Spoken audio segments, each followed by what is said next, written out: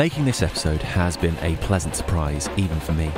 If you've been on the channel even briefly before, you'll know that we're gearing up for a big series on Venetians, and as such we've been crisscrossing the Adriatic and the Aegean on a big fetch quest. Now, a lot of Venetian holdings got glomped by the Ottomans over time as they took over all of mainland Greece and much of the eastern Mediterranean. But I must admit, in our zeal to catch Venetian structures, we'd mostly tuned out the Ottoman parts. I mean, there's only so many hours in the days, guys, and we've already got our hands full with just everything else. Anyhow, the more of Greece specifically we explored, and in the spare moments I was filming an old Ottoman mosque or bath, it began to dawn on me just how little of this enigmatically beautiful architecture from the comparatively recent past had survived. So, as a light episode, I just wanted to take a minute to show a few of the highlights of Ottoman Greece that we've seen in passing. Now, this is as far from a definitive list as can be. We are way over our heads trying to catch definitive and near complete collections of sites from other periods. I am deliberately giving us a break on this one. Please spare us the "you missed this site" or "that site." Of course we did. You go film them, and please have a lovely time doing it. But before we get started, are you not going to behave yourselves? We are a collective from England, came over and saw a few Ottoman structures and put them in a video. Whatever argument you're about to type in all caps, could you perhaps for the first time in your life just behave like a grown adult and not turn everything into an ethno-nationalist shouting match? I mean, if there's any point that I'm trying to make in this video, it's that these buildings should be preserved rather than being allowed to crumble into a derelict pile of rubble and forgotten. That's it. That's the conclusion of the video. It's not some big gotcha. It's really quite simple. If you somehow believe that if you shout about it loud and long enough in every comment section you can find that, I don't know, you'll get like a rematch of the Battle of Manzikert. On the flip side of this, by the way, I'll just say this now without waiting till the end. If you're feeling even vaguely reasonable, could you leave a like and say something nice down below just to redress the balance? I'm fully anticipating getting thoroughly shadow banned and trolled to hell just for the perceived crime of making a short video about some Ottoman architecture. With all that in mind, when I said there's very little left from the Ottoman period, just how much are we talking? Well, beginning in Athens, for example. Now, the morning I'd filmed this, I'd already been on a Byzantine church spree through the city, so when this came into view, it didn't exactly leap out. But this is the Zistarakis Mosque, built in 1759, commissioned by the Ottoman governor of Athens, Mustafa Aya Zistarakis. The story goes that he used either a pillar from the temple of the Olympian Zeus or quite possibly just from the library of Hadrian next door to make lime for construction. And this being seen as an ill portent, Zistarakis was banished.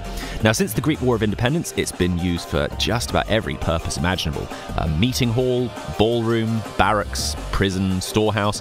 More recently, it's mostly been a museum, not open when we went, so I can't give you a look at the inside. Based on reviews, it is closed a lot of the time. Then there's the Fethiye Mosque. This is one example of a structure that I really didn't set out to film, so I have nowhere near enough footage. Sorry everyone. I mainly just grabbed a couple of passing shots while I was filming Roman Agora, which you can see next door. Once again, didn't get to go inside, which, yeah, afraid that's going to be a running theme on a lot of these. But if you see the inside, it's been pretty heavily whitewashed and pared down, so only the echoes of its original use as a mosque remain.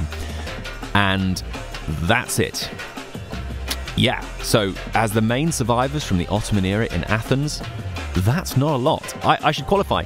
Of course, there are some less noticeable structures left from the Ottoman period. I mean, if the category was simply Ottoman era architecture, then yeah, I mean, like some of these apartment blocks are probably more than 200 years old, and goodness knows we don't have enough hours in the day to make that episode. So, to clarify, we're covering, I guess, what you could call specifically Islamic Ottoman architecture, which is mainly in this case going to come down to mosques and sometimes baths. Anything that's clearly identifiable as Ottoman or specifically Ottoman in design, I guess. But circling back to how little there is to see of Ottoman-era Athens, for, let's see, 1456 to 1822, that's about 365 years. It's essentially the entire early modern period. It's a huge amount of time, and virtually the only clear signs the Ottomans were ever here, 2 mosques. And even they have been sanded down, historically speaking, such that they camouflage themselves within the fabric of the city, not really drawing too much attention to them. There's a zeitgeist here which perhaps I'm ill-qualified to characterise, but the antipathy in Greece to its Ottoman past is striking. And that's not just a loose inference. Not only does the Greek Antiquities Authority not even acknowledge Ottoman as a heritage period, instead just registering them as Islamic heritage, but until a couple of years ago, Athens had the dubious accolade of being the last European capital without any mosques, or at least any official ones. The city's 300,000 Muslims had to meet in unlicensed mosques because no one could get a permit to build a permanent one.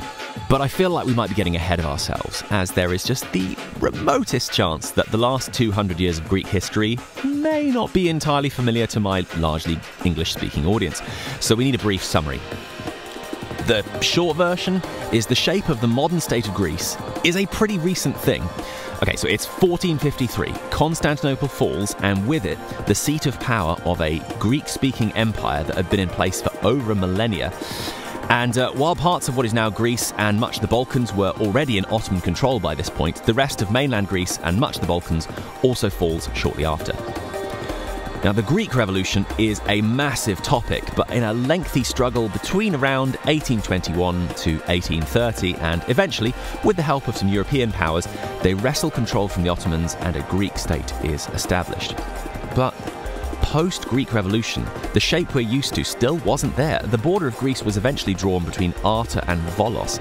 You would need 2 Balkan Wars and the First World War and, yeah, just the absolute water fountain of bloodshed that Eastern Europe witnessed in the first half of the 20th century before we got the current borders. So, quick geographical summary. Pretty much the only part of the modern Greek state that hadn't been under Ottoman control at any point is Corfu. Without going through every island and province individually, the big shifts are here, here, and here. So Thrace was one of the earliest conquests, and Macedonia, Crete, and the northern Aegean islands being some of the last areas under Ottoman control. Well, with that context, and in no particular order, there are some fantastic examples of mosques and Ottoman architecture on Crete. Starting in the west, in Hania, there are at least 3 mosques. From the most noticeable to the least, by the waterfront, it's pretty impossible to miss the Hassan Pasha Mosque, also known as the Mosque of the Janissary. It was built around 1645 and named after the first garrison commander of Hania, pretty much right after the Ottomans had taken control of the city. It formerly had minarets, but these were demolished around 1939. However, as a consolation prize, while the lighthouse at the harbour is often labelled as the Venetian lighthouse, the majority of the work visible in modern times dates from the Egyptian period on the island, where they ruled on behalf of the Ottomans, who were struggling to maintain control. Now, the Luftwaffe remodelled the Hania waterfront quite extensively, so it did need some restoring. To get a better idea of what the lighthouse looked like originally, before the restorations, the Rethymno lighthouse is a lot closer to early sketches, but we'll get to Rethymno shortly. While we're by the waterfront, just down the street there's these Ottoman baths, which are noticeably architecturally similar to the mosque. If you then head up the hill into the back streets of central Hania, you come to this church. Now, this is an example of the phenomena of the Christian and Islamic authorities tic-tacking back and forth on building use. Quite a number of the surviving mosques in Greece have survived because of their retrofit into churches, but amusingly, this is sometimes a retrofit of structures that began life as a church, then were turned into a mosque, and then later back into a church. So originally built by the Dominicans as a Catholic cathedral in 1320, it became the main mosque for the city after the Ottomans took over. Now, as a representation of Crete's relationship with its past, the symbolism of a church spire next to a minaret is pretty impossible to miss. The final mosque is also the hardest to access. This is the Ahmet Aya minaret. I had the misfortune of a camera break midway through our trip, so I'd taken this shot in passing with the intention to come back later, and this actually turned out to be the only shot I have. So apologies to have to hold on this, but for what it's worth, there isn't exactly a wealth of other angles to see it from. It's not very high, it's barely even visible on the skyline, and there doesn't appear to be any access other than to just stand below it in this tight back street. That's the thing about minarets. It's precisely because there's so few left in Greece that it becomes all the more important to preserve the ones that still stand. So along the coast from Hania, Rethymno likewise has some notable mosques remaining. This one is the Valide Sultana Mosque. It's likely from the 1650s, shortly after the Ottomans took over the city, but despite its minaret surviving and being clearly visible on the skyline, I've been struggling to pull up much information on it at all. It's also covered in scaffolding, and there's seemingly no access. However, in the main square, the Naratsa Mosque is, thankfully, much more accessible, and it's the most instantly recognisable part of the city outside the fortress. This was originally the Venetian church of Santa Maria. It was converted into a mosque when the city fell to the Ottomans in 1646. It was designated to be the church of Aias Nikolaos after the Ottomans left Crete, but it was eventually turned into a concert hall. Normally you can see inside this one, but it was closed when we were visiting. Then, an example of us actually being able to get inside for a change. In the middle of the Venetian fortress, this domed structure is the Ibrahim Khan Mosque. It was originally the Venetian Cathedral of St. Nicholas, built in 1580, but again, when the Ottomans took Rethymno, the Sultan, Ibrahim Khan, had it converted into a mosque. It's obviously a little bare. The mihrab on the far wall has survived relatively intact, which is something.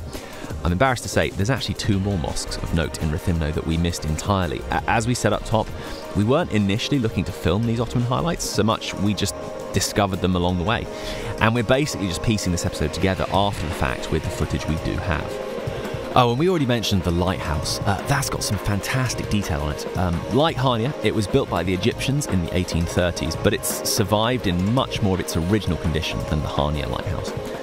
A quick final one before we leave Crete. The Church of St. Titus in Heraklion is another structure that changed hands from church to mosque to church again, although in fairness, the church on this site has needed rebuilding so many times. And yeah, even though after all that it's been converted back to a church now, the architecture remains and has a unique Eastern flair to it, and that makes it pretty special. Okay, well, ambling over to the mainland, we can just ever so briefly skim past Monemvasia. Look, this is a spellbinding place. You can catch a bit more of it on the second episode of our Greek road trip. There's a lot of churches, ruined or otherwise. Not much Islamic architecture here. A scattering of abandoned buildings at the top of the island, including some Ottoman-era fortifications, and, for example, this ruined bathhouse, which I actually initially mistook for a Byzantine church. The main structure that survived is this mosque, which is now a museum in the middle of town. It was built in the 1500s, turned into a cafe by the Venetians when they took over the Peloponnese between 1686 and 1715, and then the city returned to the Ottomans again. Anyway, I only caught that in passing, so let's move on up the coast to Nafplio. Now, Nafplio is bursting with history and a large amount of Venetian fortifications of varying ages. Just as we mentioned, the Greek War of Independence of the 1820s is a huge topic, such that we have deliberately skirted around attempting a full breakdown in this episode. However, Nafplio holds a particular significance in this period. It was the location where the first Greek parliament was declared in 1825, and it was in this building. It was only there from autumn to the following spring, but still immensely significant in the founding of the modern state. Now, the building was originally built as a mosque in 1730, probably by the Ottoman Aya Pasha. The thing with a lot of these mosques, without a minaret or maybe an Arabic inscription to make it really obvious, you wouldn't look at a structure like this, for example, and say, "Oh, there's a mosque that's definitely a mosque and not something else." The Trianon, or Old Mosque, which, funny enough, we stayed opposite this on our last visit. Our window was about eye level with the dome. Now, foundation date on this is a little shaky. All we know is it's almost certainly from the first Ottoman period in the city, from 1540 to 1685. Next, St. George's Cathedral. Now this has the best swapsies sequence so far.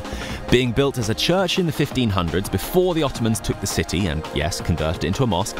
Then the Venetians said, "No you don't," took the city, made it a church again. Then the Ottomans reclaimed the Peloponnese with a "no you don't," and it's back to a mosque. And then in a "no you don't," it's now back to a church again. Finally, the Church of the Metamorphosis. Now this one has been hard to pin down. The information we've been able to dig up on it is a bit vague. Apparently, this site began as a Frankish-era church, and then the widow of Aya Pasha built a mosque on the site of the church to commemorate her husband after his death. So, quite a collection, though since there isn't a minaret in sight, and without being told, I think you'd have a hard time telling that any of these had been mosques. Now, this is a bit of a jump, but to get to the next set of distinctive Ottoman structures that we've seen at least, we need to get all the way to Iwania, a town which I can never get used to pronouncing correctly. This is not a place that many people outside of Greece will know about compared to like Athens or Crete or even Nafplio. I didn't know about it till I travelled to Preveza and had an afternoon to sneak there on a bus. In fact, to be honest, I was rushing this entire time. I only had an afternoon to see Iwania, and the buses available to me were very limited, giving me only just over an hour to see everything. So, not ideal, sure. But as well as an impressive circuit of rather angular, austere Ottoman walls, when you get into the Old Town, which is very beautiful, you come across several older Ottoman structures, like this bathhouse, for example, which was begun in the 1400s and added to in the 1600s. On the northern end of the fortified town is the Aslan Pasha Mosque from 1618, though in the hour I was there, I didn't really get a proper look at it. Then the peak of Ottoman Iwania is the Acropolis at the northern end of the town, which is an impressive citadel known as the Ishkale. There's some older Byzantine ruins there. The fortified enclosure is dominated by the Fethiye Mosque, originally a wooden building from the 1430s, rebuilt in stone in 1611 and remodeled again in 1795. In front of it, this wire frame is actually the mausoleum of Ali Pasha. He was responsible for refortifying this whole place as something of a headquarters and palace. Now, I was actually preoccupied filming the Norman Tower, and so I barely had time to just quickly snap these before having to move on. But a quick aside about Ali Pasha. While this historical take lacks a degree of nuance, it's fair to say that he was not a nice guy. Now, in fairness, it's hard to get a full picture of the man with lots of conflicting accounts blended with a great deal of European Orientalism clouding the waters, but what is clear, he was only too prepared to meter out cruelty to the local population of Epirus in an attempt to set up what was close to a proto-independent state, independent from the Ottoman Sultanate. But the suppression of his enemies, it's pretty awful stuff. Probably shouldn't make any attempts to gloss over it. It's ugly. But Ali Pasha is one quite specific example. Taking a broader view of the Ottoman legacy, and look, to be clear, I've so far had to write this episode to counterbalance the sort of latent Islamophobia which often crawls out of the woodwork whenever you dare discuss the history of various Islamic empires in Europe and the Mediterranean. Now, I can fully understand Greeks not wanting to embrace the Ottoman era. You know, being conquered sucks. Not having self-determination sucks. And you don't have to look all that far to find Ottoman atrocities. Not least during the Greek Revolution. I mean, really bad stuff. Massacre at Chios, awful. Beyond inexcusable. Similarly, the various massacres that occurred on Crete, yeah, absolutely terrible. The thing is, to paint this as a uniquely Ottoman or Islamic type of cruelty is just to be willfully historically myopic. Whether it's the French massacring Algerians in the 20th century, or the British committing atrocities in India, also in the 20th century, or numerous other examples, occupying empires have a history of committing appalling crimes against humanity on revolutionary forces. It's just a tale as old as time. I mean, the Normans were doing that post-1066 in England with the harrying of the north. The Romans were doing that during the sack of Jerusalem. Do I really have to labour the point? It's tragic, it's appalling, and it's utterly inexcusable. But it is not a uniquely Ottoman trait. Far from it. Well, the final region we have things to show you, and this is far and away the biggest haul of Ottoman architecture we have. Last episode, we were exploring Thessaloniki, and that's overflowing with historic traces from many different eras, including Ottoman. Quick reminder, the borders of the Greek state, as determined by the Treaty of Constantinople in 1832, was still only the bottom 2/3 of what we now recognise as Greece. Thessaloniki would remain in Ottoman hands for about another 80 years up until 1912 and the First Balkan War. So Thessaloniki has considerably more Ottoman history on display, though I should say virtually all of these are ostensibly not open, or at least open pretty infrequently. In no especially significant order, one of the first we saw when we arrived, the Bey Hammam, this bath was first built in 1444, and it's in impressive shape for its age. You can see some of the beautiful details around its edge. It suffers a bit from being surrounded by the trees and flanked by the busiest road in the city. There are pictures circulating of the inside, so I guess it's open sometimes, but sadly, not while we were there. A little further down the same road, you get to the Hamza Bey Mosque. This was something of a building site when we were there. It was a shame we couldn't get inside. I actually got the briefest glimpse when our bus was pulling back into town, and from that slightly elevated position, I managed to whip the camera out and just get the most fleeting glimpse of the inside, though, as you can see, it was so brief, we almost had to slow it down frame by frame. But pretty much opposite that is the Bezesteni covered market, once again identifiable by that shallower dome shape. Its name actually means fabric market, and perhaps surprisingly considering its age, it's in pretty good condition again. Built by Mehmed II between 1455 and 1459, it's among some of the oldest Ottoman buildings still standing in the centre of Thessaloniki, and there are still businesses trading from it today. A short distance away, and in really quite remarkable condition, the Yahudi Hammam, or Jewish baths, named because of the largely Jewish community in this quarter of the city. Built in the 1500s, it had two distinct halves for men and women, and you can see the floor plan pretty well from the domes. A large entrance hall, and then smaller sections for the cold, tepid and warm rooms, as well as places to have massages and other things. This I would have really liked to see inside, as it was apparently decorated with stucco reliefs and floral frescoes on the walls, but, well, add it to the list. Rarely, if ever, open. Now, heading up the hill a moment, just above the large church of St. Demetrius, you can see the Aili Yeni Hammam. Now, I know I've been complaining how almost everything on this list is never open. Well, this one might be a little bit too open. I didn't find this out while we were there, otherwise I might have gone, but turns out this is a club now. I mean, I guess that at least incentivized them to keep the main fabric of the building from becoming too dilapidated. Yeni, in this case, means new, dating tentatively to the late 1500s. And only a few yards away, the Alaka Imaret Mosque, literally the colourful mosque, is a particularly beautiful survivor, built around 1484 or 1487. It's nested in the middle of a quadrangle of apartment buildings, and sad to say that the entrance porch and a lot of it was looking a little forlorn and forgotten, like it hadn't been cleaned or upkept in a long while. It used to have a minaret, but this has since been demolished. Heading round to the opposite end of the city wall, the Pasha Hammam, or Phoenix Baths. Now these are showing the cracks a bit more than the others. It was built between about 1520 to 1530. After an earthquake in 1978, it was declared unsafe, and it's been sitting closed ever since. There are other signs of the Ottoman legacy around the city too. For example, despite the rotunda being converted back from being a mosque, it retains one of the minarets, and although it's missing its pointy spire, it's still impressive at 36 metres tall. The Cathedral of Hagia Sophia has had to have been rebuilt several times as it is. It had a larger minaret, but this was demolished shortly after it was converted back to a cathedral. But a smaller and earlier minaret still survives tucked away on the side from its time as a mosque after 1430. The castle at the Acropolis at the top of the city was originally a Byzantine fortification, but the Ottomans remodeled it and later turned it into a prison. And not forgetting the icon of the city, it might not look instantly or recognisably Islamic, but the white tower at the waterfront, which regularly gets used as a logo for Thessaloniki, that's an Ottoman construction. Built on the site of an earlier Byzantine fortification, according to the inscription, probably about 1535 or 1536, though it might be slightly earlier. So you can see, Thessaloniki is definitely bucking the national trend when it comes to its Ottoman monuments.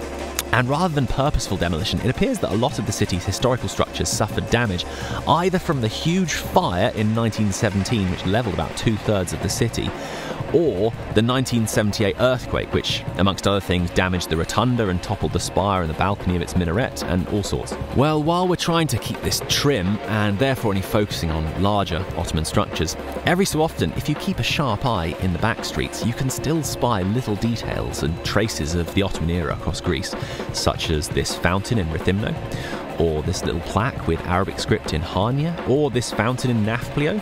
One of the last things I photographed on our Thessaloniki trip was this tombstone that was hidden inauspiciously in some grass near the southern end of the city walls. I'm afraid I don't know what it says. I mean, for real, if you can read this, please leave it in the comments.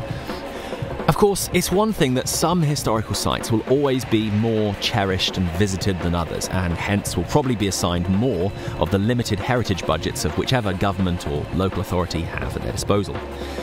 But there's a troubling trend to willfully forget the Ottoman past, and by neglect allow it to crumble away like, whoops, oh well.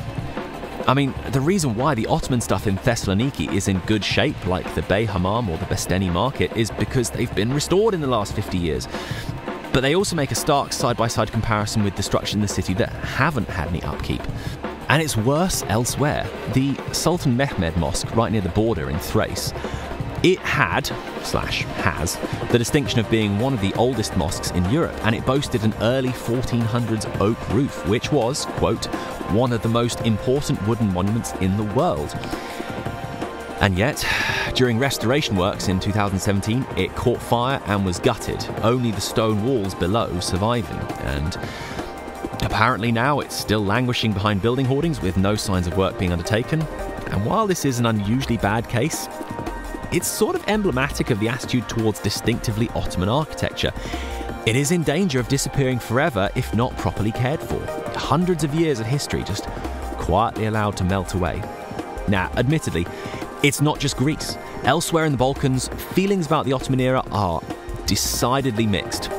Anything from Bosnia and Herzegovina, which still has a large Muslim community, and there are a considerable number of mosques still active, either from the Ottoman era or just modern places of worship, to Albania, where Skanderbeg, who fought the Ottoman invasion in the mid-1400s, is one of the most celebrated national heroes, but there are also still a large number of mosques still operating. When we were in Montenegro recently, it was noteworthy that you could barely see any trace of the Ottoman past in the west, close to the Croatian border, but as we got to towns further south, closer to the Albanian border, the mosques became more and more frequent, and as we pulled into Ulcinj, we could hear the call to prayer and count at least 4 minarets on the way in.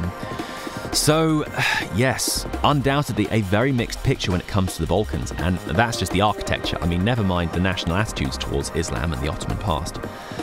Ultimately, I can't speak authoritatively on the reasons for the Greek sensitivity to its Ottoman past, but when it comes to history, you have to tell the entire story.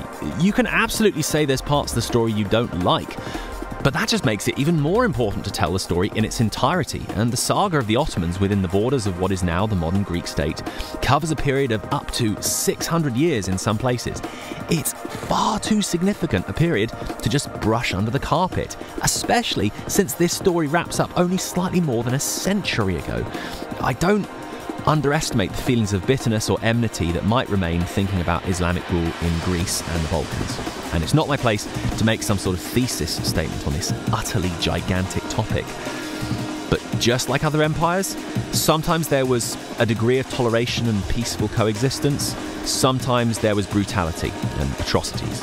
Well, I hope for most of you that was somewhat interesting. I can't say I'm relishing the dogpiling we're probably about to receive by uploading this, but then again, maybe YouTube will just bury it and no one much will see it perversely solving the problem of the nationalists getting mad.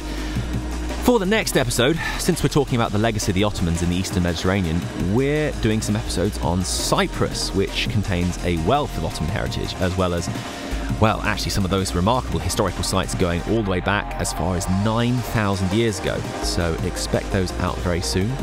Meanwhile, the music you've been hearing in the background is ours. We make all the tracks that you're hearing on these episodes, and you can find them at bandcamp.com. If you want to support the channel, that's the place to do it. Otherwise, we'll see you very soon.